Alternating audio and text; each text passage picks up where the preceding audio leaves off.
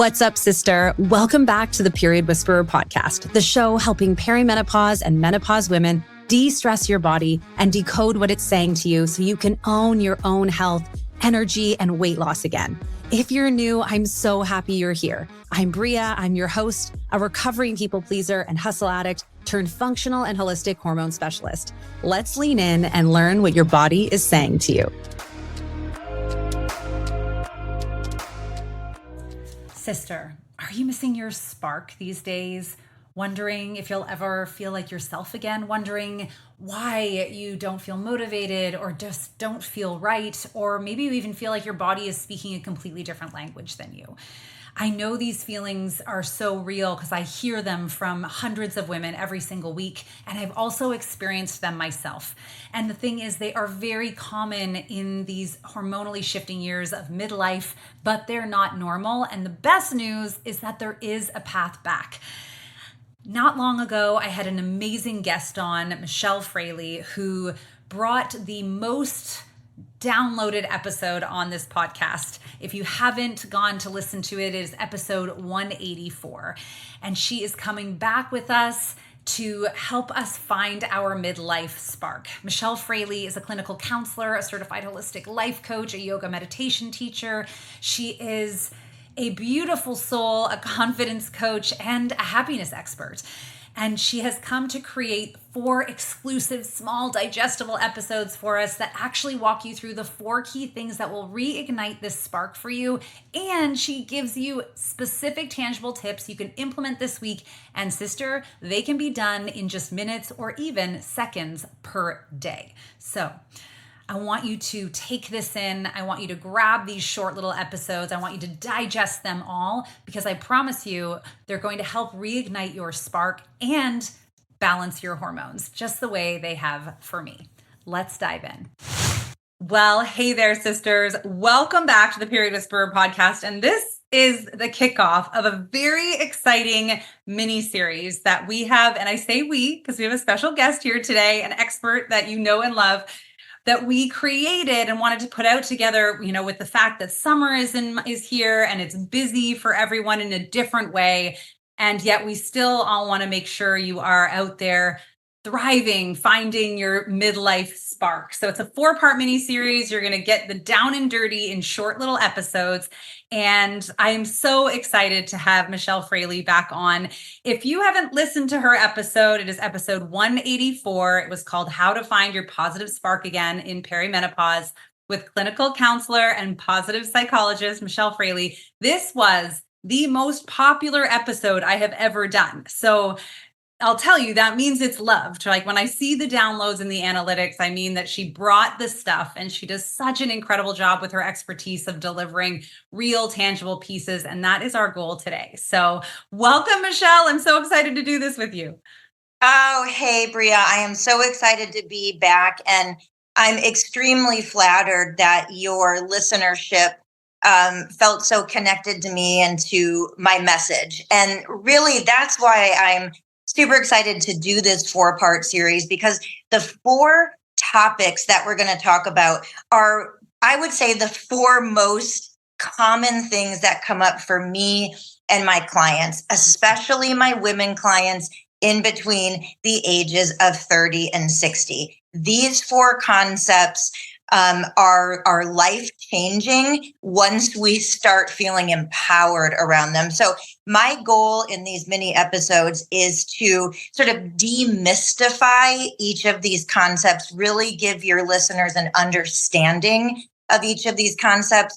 And then, you know me, I love giving homework. I love tangible action steps because change happens with action. Right? When we just think or especially overthink about something, that doesn't really produce change. If anything, it produces rumination, right? And sometimes more anxiety around it. So I'm going to make sure that after I demystify each topic, I am going to give your listeners 5 tangible tools, 5 homework assignments that they can start diving into to integrate these concepts into their life. So hopefully your viewers or listeners are ready for a little bit of work because hard work is worth it for the results you're going to get. Oh, I love that. And I love the point you just made around it's like if we take in content and we don't put it into action, it almost does more damage. So you're saying we ruminate on it. And I really feel that because then we're grinding away. And it almost feels like we've done the work without doing the work. So then we're tired by the time we need to do the work, if that makes any sense.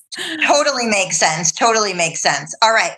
Okay. So what I want to do is introduce each topic as we go along. So not going to give any spoilers as to what the other 3 topics are going to be. People will have to tune in and hear. But today we are going to focus on life purpose and core values. Big one. I'm really glad you said that because I may have spoiled them. So I'm so glad you brought that in. Okay. So life purpose and core values. What does this mean and why does this even matter?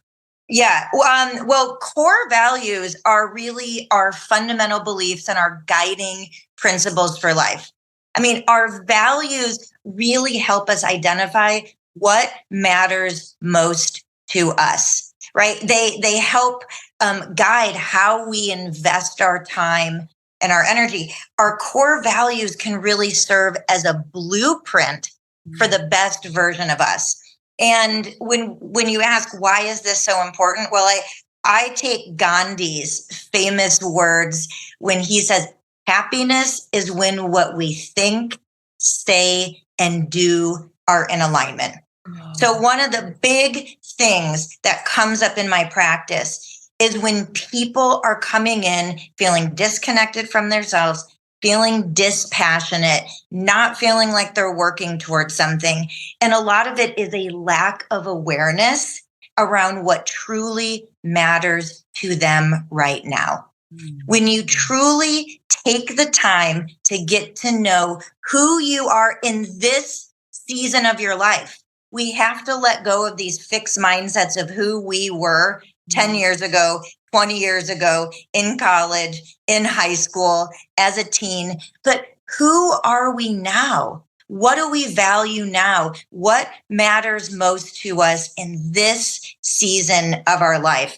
And once my clients start developing an awareness around that, it's only then that they can start to align their thoughts and their behaviors in a way that complements or is harmonious with their values. If you don't know what you value, 2 things are going to happen. One, if you don't know what you value, you're probably going to invest time and energy into things that aren't working for you. Our time and our energy are our most precious, non-renewable resources. We don't want to waste them. And the second thing, this is huge. If you don't know what matters most to you, you will be susceptible to somebody else telling you. So this is how we know we're missing it, is that we are like unhappy, unsettled, that we're doing things that aren't bringing us that happiness and we're feeling really frustrated. Yeah. I mean, we can sometimes tell because we're hesitating, making decisions. We need a lot of external feedback or validation from others in order to move forward in our life, right? Because these decisions don't feel grounded in anything stable like our values. Interestingly, learning about our particular values, what matters most to us, also really helps people's relationships.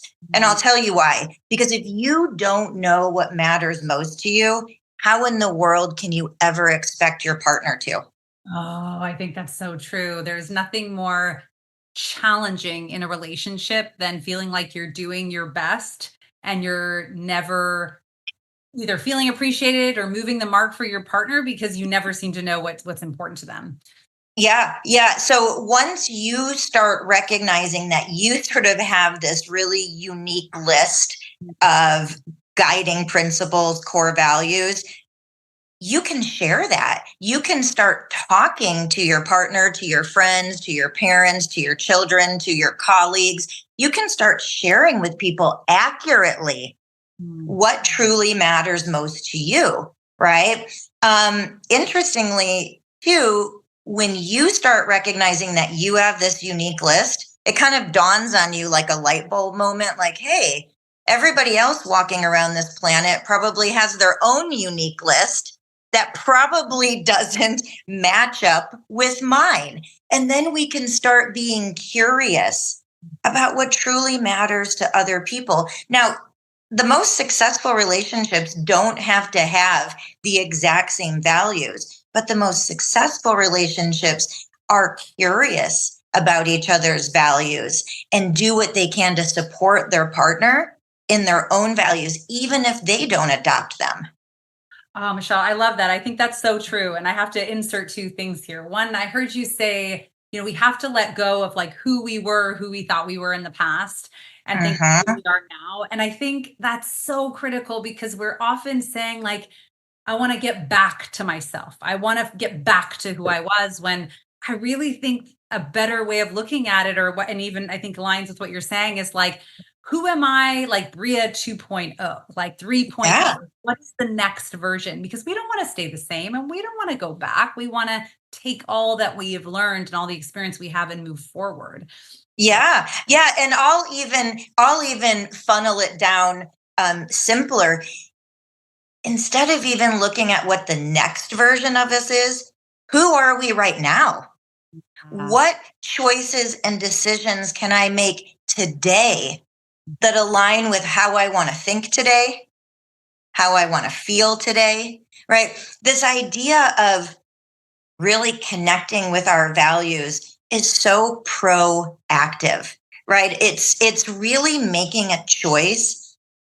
What can I do today to truly align with the best version of me today? Not even having to look at tomorrow or next week or the month after, but honestly, what thoughts? That's a huge thing. People don't think about that. People often think of behavior as actions. Yeah, that's one type of behavior. What goes on in our head all day, our self dialogue, our narratives, our stories, our inner critic, that's behavior too. And that behavior probably actually influences us more because that's what's happening most of the time. Love that. Okay, I want you to get, and that was a really, that just blew my mind a little bit there. I'm going to digest on it, but I want to get you to get to the how, because I know that's what people want. Yes. We're so good at sharing that. But because this is the Period Whisperer podcast, I do have to plug in there that when you live outside of your purpose, outside of your core values, it will 100% impact your hormones, impact your health, impact how you feel, because that's a major stress on your body to not live with that. And stress will throw our hormones out of whack faster than anything else. So I'm Well, absolutely. You make such a good point because, especially in this perimenopause stage, when our body is working really hard to keep us or bring us back to homeostasis, every investment of energy, be it physical or emotional, is valuable. So if we are not getting a good return for our investment of energy because we're spending our energy on things that don't truly matter to us, of course, that is going to affect our hormones, our bodies, and our emotional health. Yes. Yes. Oh, I'm so excited. Okay, I'm ready. I know this is All what right. people are asking, because I have a lot of clients who are always like, well, I know I'm not happy, but I don't know what to do about it. And I think this is this piece that you're supporting us on. Yes. And like I said, these 4 topics we're going to talk about are the things that clients come into my office or come on Zoom and really want to work on. So I want to give your listeners some of the same tools and techniques for free that I would give in my paid sessions. And if you're listening right now and you're starting to feel a little panicked or overwhelmed because you don't know your purpose, you don't know what matters most to you, it's okay. Figuring out what matters most to us is a process. It's not an event. And it's also not a one and done, right? Like we already talked about, what matters most to us today is probably going to look a little different than what mattered most to us 5 years ago, 10 years ago, or in the future. So these journaling prompts, or ones similar to these, aren't going to be a one and done exercise. They're going to be something that you can revisit to kind of track your growth or even notice how you've evolved. So My favorite tool for self-discovery is journaling. Just hands down, it just is. I'm going to describe it like this. Journaling is having a conversation with yourself. I do my fair share of couples counseling in my practice, and I often talk about what I call the 4 C's of communication: care, concern, curiosity, and compassion. And we learn about those 4 C's when we're talking about interpersonal communication, our communication with another person.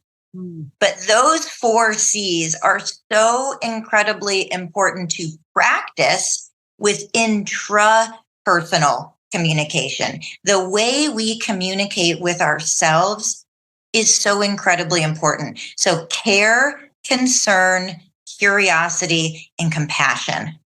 And journaling gives us an opportunity to practice those every single time we carve out time and space to sit down and journal. What we're telling ourselves is, what you think and feel matters to me. I'm curious about what's going on in your head and in your heart. I'm here to listen to you, right? So what I'm going to do is I want to give you my top 5 prompts, journaling prompts, to really get you started on this self-discovery, core values, life purpose journey. Now, if you're not a journaler, that's okay. These prompts are designed for everybody, every level. Give yourself permission to just be playful. If you're not used to having these types of conversations with yourself, right, as many women sort of converse with other people all day, personally and professionally. And then when they get by themselves, they tend to check out rather than check in, right? So if this feels a little awkward at first, that's okay. We get good at what we practice. So if we start practicing checking in with ourselves, listening to ourselves, being curious and compassionate with ourselves, we will get better at it. So for your listeners, this is a great time to open the notes on their phone or grab paper and pencil and jot these prompts down. Okay, prompt number 1, one of my favorite things to do with clients. And I ask them not just to sit down one time with this prompt, but perhaps allow this prompt to even be a week-long exercise. And the prompt is, I want you to get out a piece of paper and I want you to start making a list of the things in your life that just feel like a yes. The things in your life that you are naturally drawn to. And they can be the littlest things, right? Like a specific time of day. I'm really drawn to dusk. It can be a specific color. I'm really drawn to sage green. It could be a specific person. I'm really drawn to getting a hug from my daughter, right? It could be a specific season, taste. I'm really drawn to tacos, right? It could be an experience. I'm really drawn to used bookstores and road trips, right? But I want you to start making a list of all of the things that just feel like a yes in your life. Is it a certain article of clothing? Is it a certain television show? Is it a certain seat in your house? What is it? Just make this list. It can be so much fun to start recognizing all of these little things. A warm bath, jewelry, having my hair in a ponytail, taking my bra off at the end of the day. What are all of these things that just feel like a yes? First exercise. Okay, so I can already hear my type A ladies out there being like, okay, can I have is there like a minimum amount of time I need to journal for to like give myself this space so that I'm like, because some of this is going to be challenging, I'm sure. Space. So is there any, I mean, obviously we can do it as long as we need, I'm sure, and as often as we need, but for our homework, what is like the minimum times in the week and the minimum amount that we're sitting down with this prompt? Well, like I said, I'd love for you to come back and forth to this prompt, because you're probably, as you start creating awareness, you're going to start to notice, like, wow, the specific chapstick I use or hand lotion, that just feels like a yes for me. Or, going for a long walk and listening to a podcast, that just feels like a yes for me. Right. Evolving thing, isn't it? It's like, Yeah, so this particular prompt, there really isn't a time limit, because maybe you just want to jot down one or two things right now. The smell of fresh brewed coffee is a yes for me, yes, that's a yes for me. right? Taking a selfie with my cat, that's a yes for me. It actually is a yes for me. So this particular prompt, be playful with it. Okay. Be playful with it. And so if you needed me to give you a rule, the rule is there's no rule. Ah. So for my rule followers, the rule is there's no rule on this one. Except that you have to do it. That's our rule. Yeah, you definitely have to do it. And some people will ask me, Michelle, does it matter if I write this down paper and pen or digitally? And interestingly, there is a little bit of research that shows that we tend to retain and connect a little bit more with paper and pen, probably because our handwriting is unique, and probably because we're getting a little bit more of a tactile stimulation writing than we are, perhaps dictating or typing into our phone. But the best journaling is the journaling you'll do. Mm-hmm. So if you're only going to do it, digitally, totally fine to do this in the notes on your phone, even if you dictate it, no problem. Okay. Okay. I like it. That's great for prompt 1. All right. I'm writing these down as well, by the way. Yes.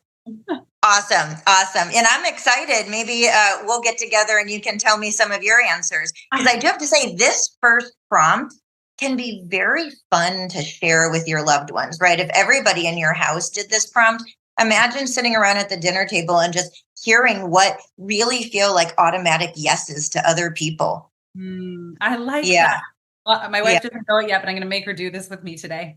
Wonderful. It'll be fun. All right. Second prompt. If time or money was not an obstacle, what would your ideal day look like from beginning to end? And I mean from the moment you open your eyes in the morning until the moment you go to bed. I love my clients to be as detailed as possible, right? What are they doing? What kind of thoughts are they having? Who are they with?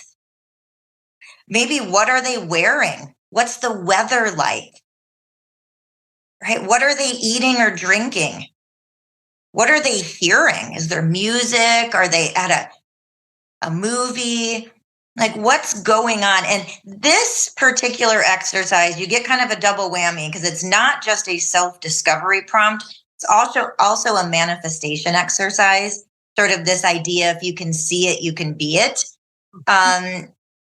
And what I also like about this one is it's so empowering, and I'll tell you why. The most successful people at anything have a plan. The most successful people don't just wing it. Yeah. Whether it's a fitness program, starting a business, a podcast, whatever it is, there's a strategic plan associated with it. But for many of us, our strategic plan is opening our eyes in the morning and reacting to everything going around and giving all of our personal power away to the external and making no choices. Oh man, I feel that one. Right. So, yes, your ideal day from start to finish as detailed as possible. That's prompt 2. Okay. Prompt 3. This one's getting a little heavy, but it's a good one. I want you to imagine yourself on your 100th birthday. Oh. Imagine that your friends or family are throwing you an epic birthday bash, and they've said, we'd like you to say a few words about what was most important to you in your life.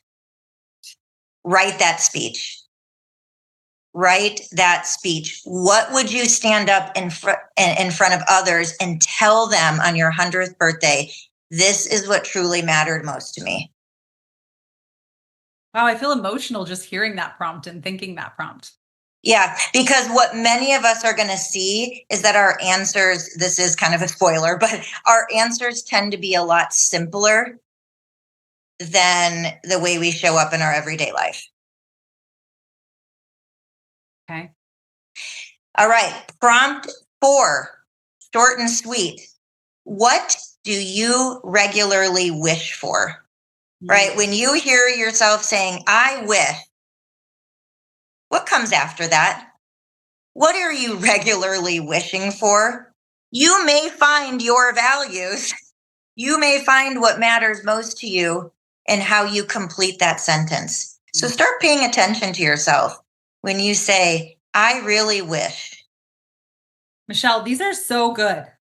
Oh, thank you. I love them too. That's why I'm sharing them. I love doing these. I have to tell you, I'm an avid journaler. I really have been for at least a decade.